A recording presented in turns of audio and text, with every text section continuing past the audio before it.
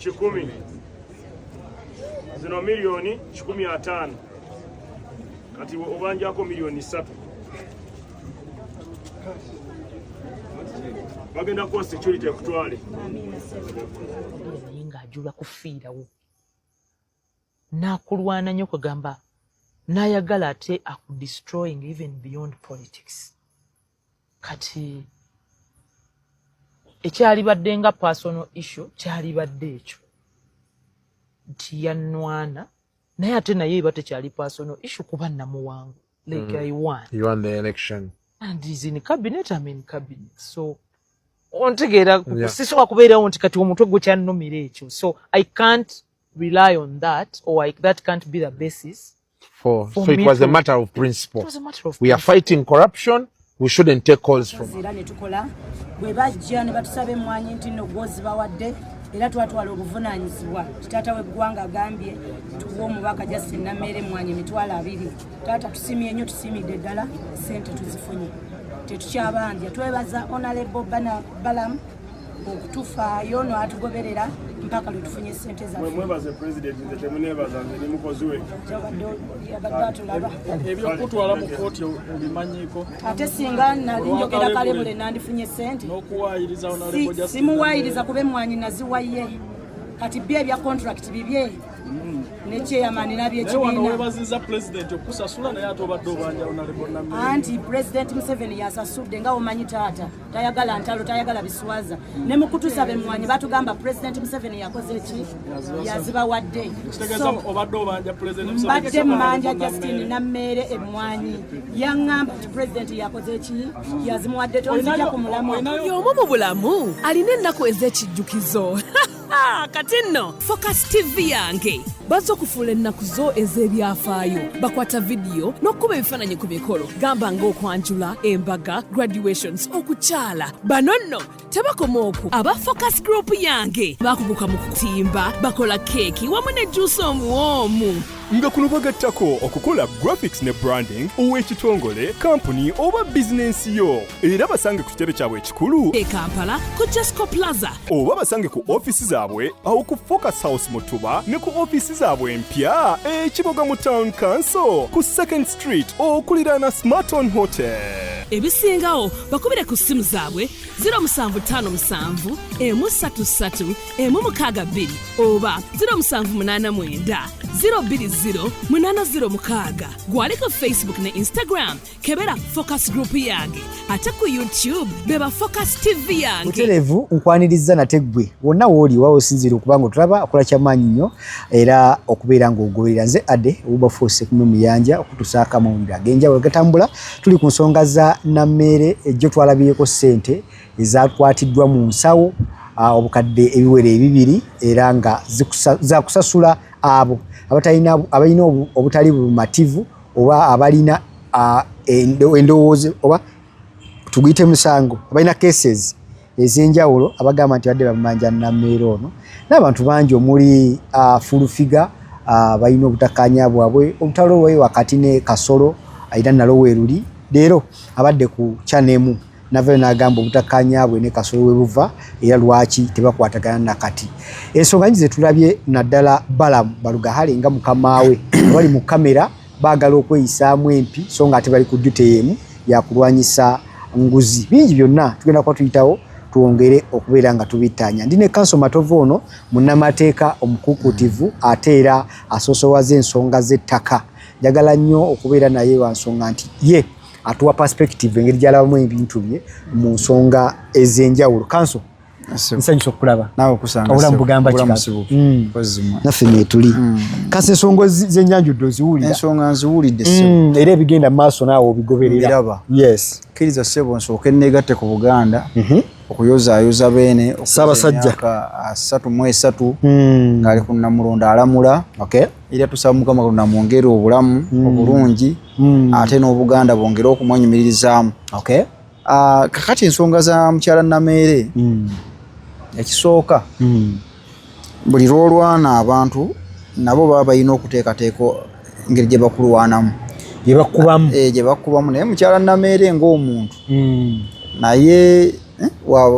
atambula wa Kibuli atambulira mu bukubagano omwo yes mwatambulidde obulamu bwe bwonna kati ku issue eno nze ndowooza waddewo okutakwata nsonga bulungi okay mu ofiisi yaabwe for example naye olwekuba nti baggwa nabo bennyini tebeetegese nabe baguddeko tebeetegese naye ye Nameere Masaka baamwetegekera bali bamulinze omukyalo ono omulala yajja amwetegekedde ate ng'alaga amumanyi amaanyi n'obufumu bwe yayogeza yali alaga gwayogerako amukola ki amutegeera amumanyi ate yamwewerera ate yamwetegekera ekyokubiri mwami Balamu nze ndowooza nga temunnajja kuteeka abantu mu kamera bano yes mwandibadde owamusooka ne bascreeningamuuko ebbali baani abagenda okwogera nabagenda kwogera ki kati obutatta kifaananyi okitegeera kati ekyo tebaakikola ensonga lwaki baagwa mugundi mu ssaga eyo ate ekirala era ensobi gye baakola ate bwe basalawo badde mu ofiisi ensonga bazoogerere ate nayo ne batwalayo kamera awe tulabira mwami Balamu ng'alina gwakubidde ate ng'ono akyayogera weesirikako njogere so ebyo tetwandibirabye balina okubaako netwekisize si buli kimu nti oyina okiraga abantu omufumbi w'emmere bingi byakola mu kiyungu eyo naye asalawo byajja okujjulira wano ne byajja okuleka mu kiyungu okitegera kyova olaba oli afumba naye naga endagala ezaagize kanzireke n'ajja nga era mu restaurants ezimu abafumbi tubalabako nabbalabako okitegeera kakati wano baakoze bubi batutta abantu paka mu fumbiro gye bafumbira bwe tukakasa nti bagize atadde n'amazzi mu kikoma atakinyumongozaamu so awo abadde bunafu mwami Balamu bwe baakoze ng'abakulembeze then ekirala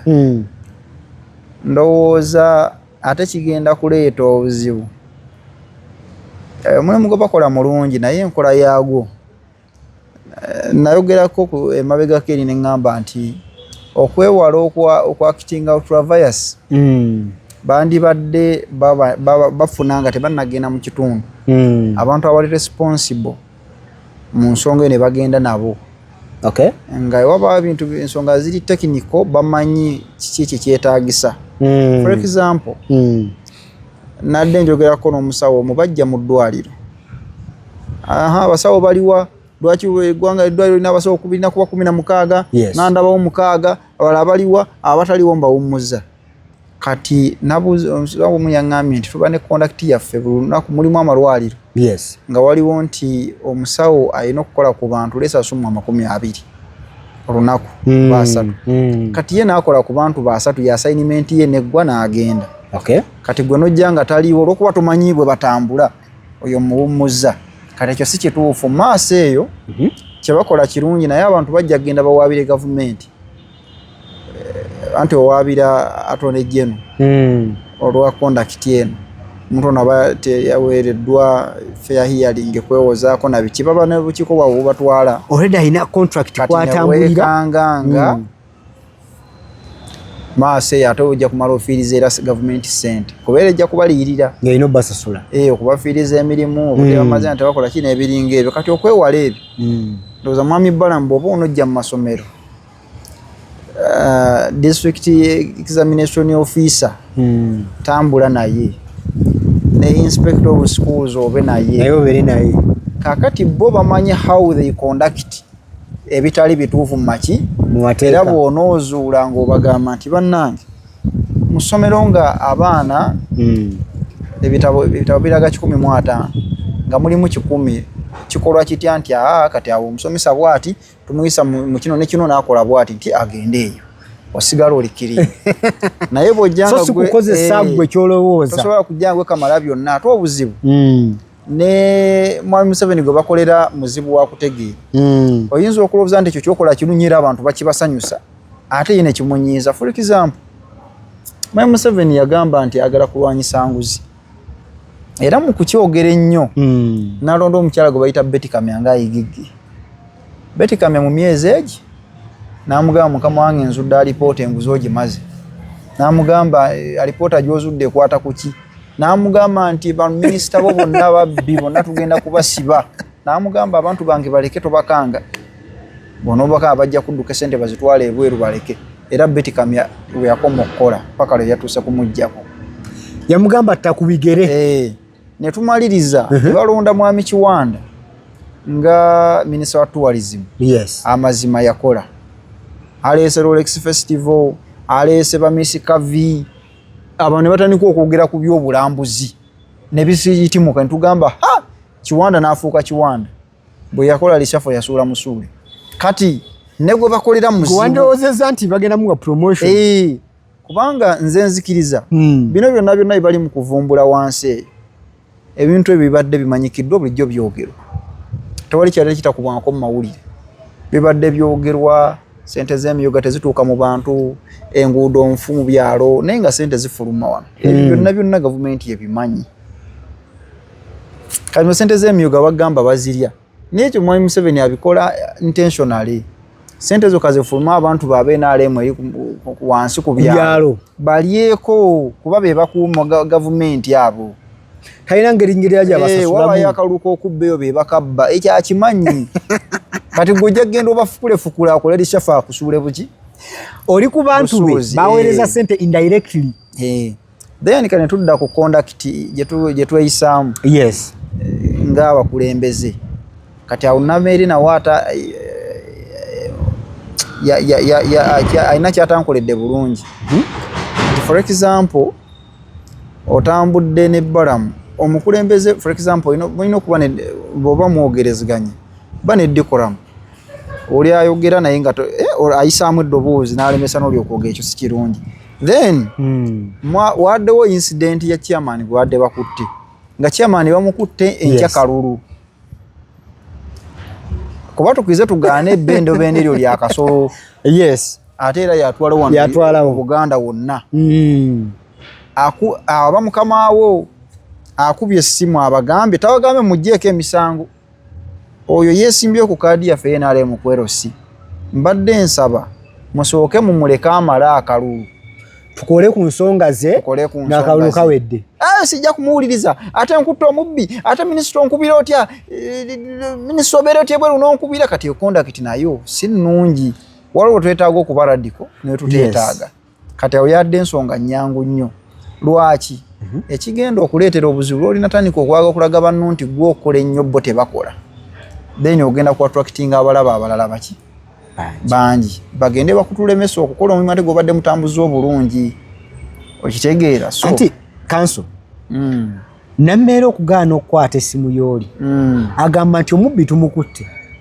lwaki ate nfuna essimu okuva ewooli okumpa ebiragiro ku ono gwe tukutte yamugambye bw'ati oyo yeesimbyewo ate wa kibiina kyaffe bw'abanga ayina sente ezitaatambula bulungi naye nkyayina akalulu muleke amala okuva mu kalulu waba ayina emisango egy'okwanukula gikole ki ajanukule gwe n'otandika ate nkutta omubbi ate oŋŋamba mumute kati eyo kondakiti teyabadde entuufu ate ne wooba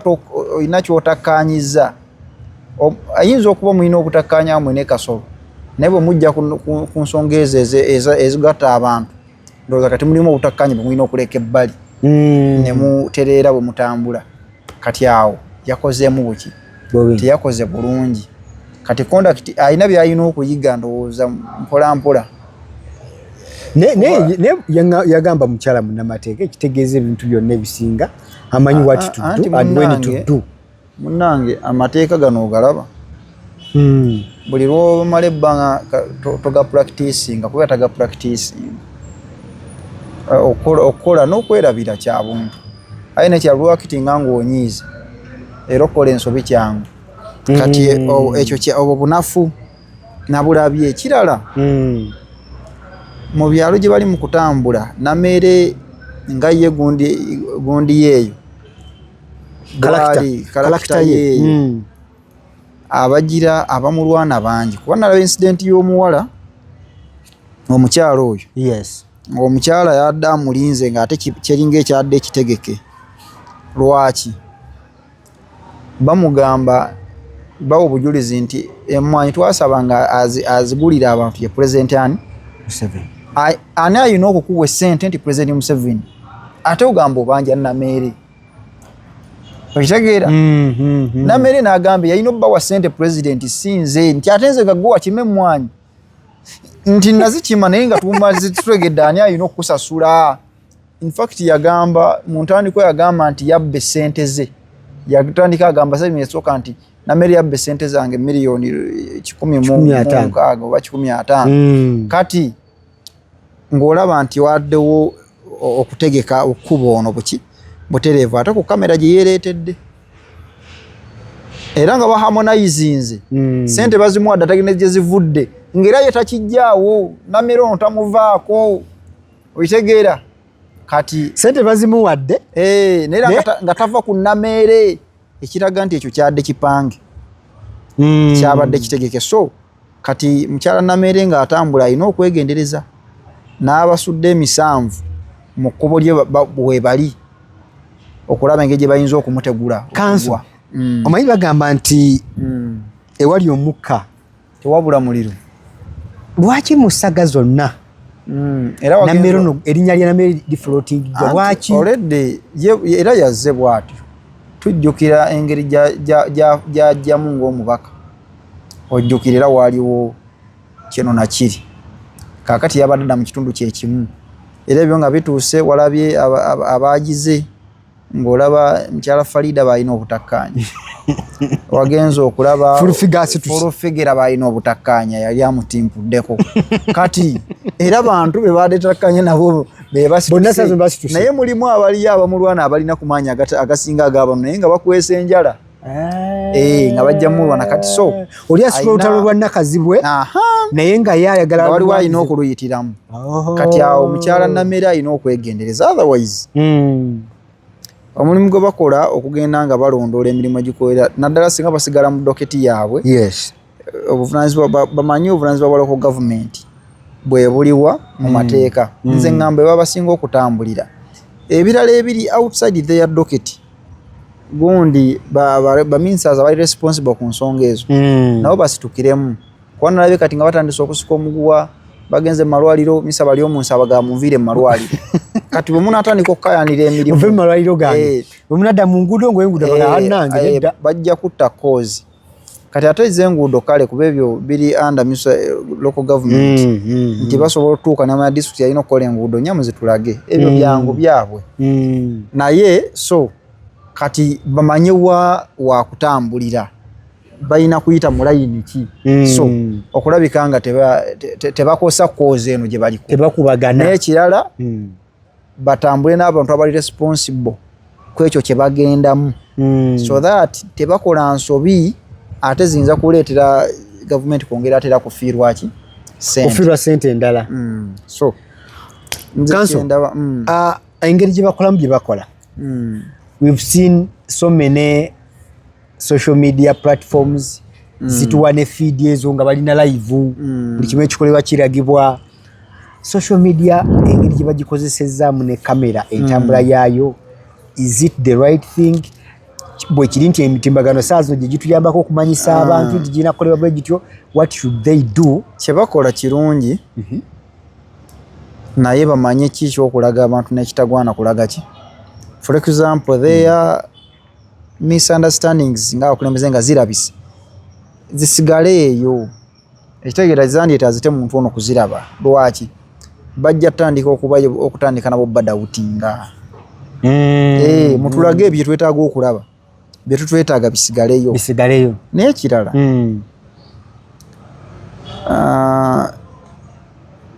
ne bano abakulembeze be baba bagenzeemu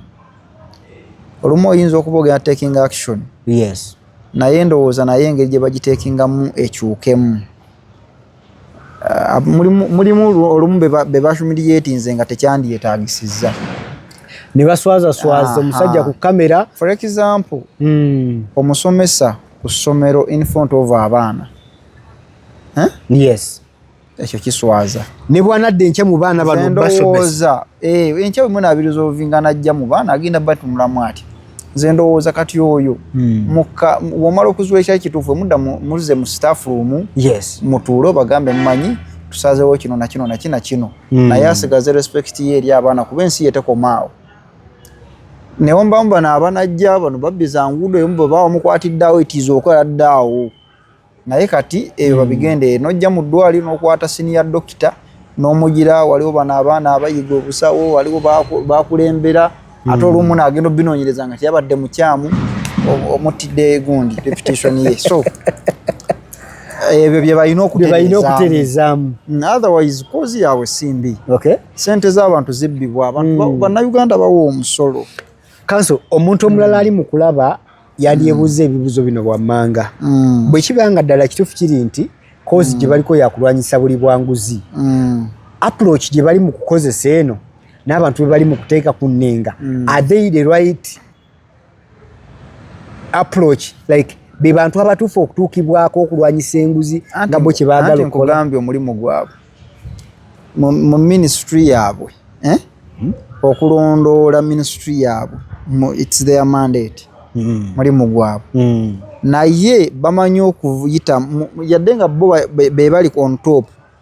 naye obukulembeze mulimu abantu abali responsible ku nsonga ezaki ez'enjawulo ng'oze ku district nze ndowooza wandibadde osooka ofuna meeting ng'olina kaawo kuba ye chief administrative officer wa district eyo olina chairman wa LC5 olina omubaka abamu mbadde ntandise obbalako n'ababaka ba parliament ab'ebitundu ebyo kati tiimu eyo ng'ogirina then n'abantu abali responsible gundi bakiraaka banaye kiraka yayigira ssente ezo ezitambula ezidde noneeri kati nga tunagenda kuwulya asembayo asooka akuwe ono kakubuulire bwe byatambula ekirala waliwo kwebaalaga nga bagamba nze tetwetaaga kulaba bya mpapula olaba ebyempapula biyinza okukola obubi naye twatuuseko mu situation nenamere n'asaba empapula n'agamba nti olinawo olupapula nasayininga leeta obujulizi so kati ebintu byonna tubisuula bannamateeka obujulizi nakyo kikulu yes yadde nga ngenda kulaba oluguudo we luli empapula kanzitunulemu nfune ne reference ntuuke wali nga ngamba naye ku lupapula muŋŋamba kino wano nga ndaba kino bannange kyandisinza obuki obukulu naye yali mu bagamba twetaaga mpapula twetaaga service bamuwa ssente mmeka kati ate bwe twatuuka naye bwe twatuuse ku tayimu nga naye ayagala alabe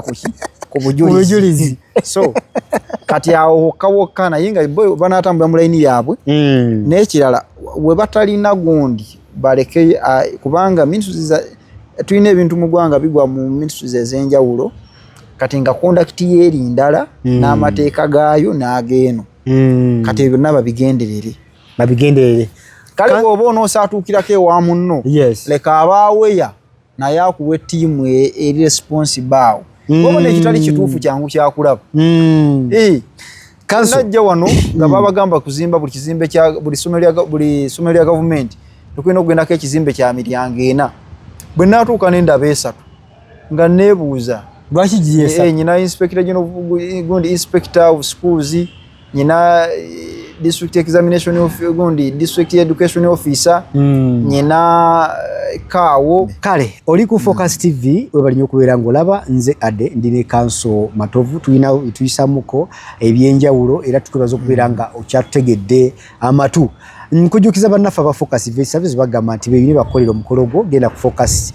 Event Services ku TikTok obanoonyeeko labye bye bakola bakuwa service zino wammanga kubira ebifaananyi photography videography bakolera cake bakuwa decoration bakuwa cake ennungi ddala ate era ne ba MC ab'emikolo abamalayo oba bakola omukolo ne guvaayo bulungi ne bannaffe aba Focus Graphics and Branding bagamba nti beeyine bakolere branding owekika kyonna mu business yo bakwe corporate t-shirts abakuwe uniforms oba bakwe corporate uniforms ennungi ddala business cards stickers banners posters omune billboard bw'oba ozeetaaga bajja babikolerako ku ebyo namba z'essimu kwezi ku screen babe nga bakunnyonnyola oba bakuwa service ezituukagana n'omutindo sijja kwerabira kujjukiza Kanso Matovu munnamateeka ddala yasalawo okulaba nga alafubanira oba alwanirira gwe omuntu wa bulijjo ayina ky'olina nga toli mu mativu nakyo alina omusango gukyagaanidde mu kooti ayina okufutyanka kwonna okugenda mu bulamu bwo nga kwetaaga munnamateeka akugamba waali okulaba nga kulwanirira mu ngeri yonna obeere nga naawe ofuna obwenkanya Kanso Matovu abantu ogenda bawa ennamba y'essimu basobole okubeera nga bagitegeera abantu balina okusoomoza bayongedde okujja naye tugezaako okuyamba abacooperatinze naddala abantu balina bafunye nnyo issues n'okusomoozebwa ku mataka abantu balina obutamanya bungi ku ttaka kale bakyala kimpadde bakozesa omukisa ogwo okubba abantu okubagoba ku bibanja abamu okubba bannaabwe abafamire na biki kakati tufubye okulaba ngezaako nnyo abamu balina obutakanya mu famire mulina muganda wammwe yafutubadde ku bintu kitammwe yafa naye mukuze ebintu yabyefuga yayagala gwakola atya mujje tubayambe letters over transactions mugenda kugula ettaka mujje tubakolere gundi transactions zina biki okukolera endagaano y'obuguzi ey'obutunzi entuufu jogendo twala ne mu kooti mwalabye bachairman nga bayikayanira entebe naye abamu ekibakanya mu bitundu ebikuzeekuzeemu abakimanyi nti ajja kukola endagaano okwate omuweeye emitwalo 10% kebeeterawaako kebasaawo akatali mu mateeka n'akatono naye tekyandibadde kibi naye endagaano gyakukolera yendagaano gyo gyosira obusituzi otwale mu kooti ofuna obwenkanya awo oba ojja tuuka mu kooti ate ng'olina ofuna lawyer asooka agitaputi agize mu luzungu olukozesebwa mu kooti nakyo kisasulidde so kati ekyandisinze kufuna lawyer ne wasookera ne bw'atabanze akolera endagaano oluvannyuma lw'okutegeera nti wengula waagundi kyamaani kyakuyamba okukakasa nti awo waagundi ye kyayamba kukakasa alinga witness due diligence ng'onoonyereza awo waagundi wakasizza atunda yenna nnyini funa lawyer ne bw'atabanze akolera endagaano kyamaani ono asayininge kuba baddewo kanso senga tukeera ku makya nga nnyina ebyobusika bye nasikira nze naye mu nkyukakyuka y'ensi ebiwandiiko ebyo ne bimbulako nga njagala goba ku ttaka wabula eddaame lya muzeeyi wange lyabula naye nga nkimanyi nti eri mu landizi ettaka eryo liri mu mannya ga kitange omuntu bw'ati akola atya kati mulimu lwetujja ano ng'obudde tebujja tumala kusomesa buli kimu naye akatono ennyo buli kimu etteeka buli wamu waliwo option bakuwa exception ku buli kimu mbadde manyi nti ono aba bikomye ate ati obuliddwa ddaame biki biwandiiko bibuze naye buloko ne puloti ogimanyi ero jagenda mu landizi records gye ziri n'amannya ga kitaawo tugamanyi tujja kuddamu tugobera letters ofune letters kubanga eddaame eribuze tetulinawo tusobola kulinoonya tetumanyi byalimu ne tujjagira tufune letters tugoberera emitendera emituufu ettaka lyo likoleki ettaka likuddire kuba jattuulako nga administrator obanga olina banno emuli nabo buli omugabanyiza omugabo gwe ekyo kiveewo then abantu abalala abasika nabo bafuuka ekizibu omusika aba talina nnyo nkizo nnene ku banne abanga bano banne bakulira muba mwenkana ayinamu enkizo ya 10% ku mugabo gyenna gye mugenda okufuna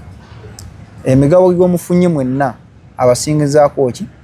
1% era omusika asobola obutaba mwana wa kitaawo wangi kitaawo asobola okufana nga omusika yalonda mwana wa muganda oba omuzukulu kakati oyo omusika ye tugenda mu 1% ye mwabasigadde abaganyulwa mufune mubundi yammwe the 99% yammwe so era mateeka gali vekiria singa omukyala aba waali alina 20% isinga so ebyo bwemba mulina okusoomoozebwa okwo bw'ojja ntukwala ntukutegeera tulaba twamonaizi nga famire neesigala wamu kuba abamu babikola butamanya abasika abamu bamanyi kasitoosika buli kimu kikyo gujja okuwaako bw'oyagadde waliwo gye tutuuka nga abaana abalenzi beefuga ebintu ne bagamba abaana abawala mwe temugabana wano mugende mu byababane gye mwafumbirwa kati byonna si bituufu gweomwana omuwala jangu tukuyambe bano tebamanyi nti kyebakola kikyamu tubalaga amateeka kyegagamba ofune esseyayo naye n'ebigambo ebyo kasaba tuwawe enamba y'essimu enamba eri 0705 51 63 19 0705 51 63 19. Kale tetuyinza kubanga tusuka wano obadde mulayi mulungi akutulaba ku video twatalikide mpaka wano nze Ade Wilberforce Muyanja mbadde ne Council Matovu tusikane mu video ezijja maaso awo. Bye bye. Ku subscribinga ku Focus TV yange bingi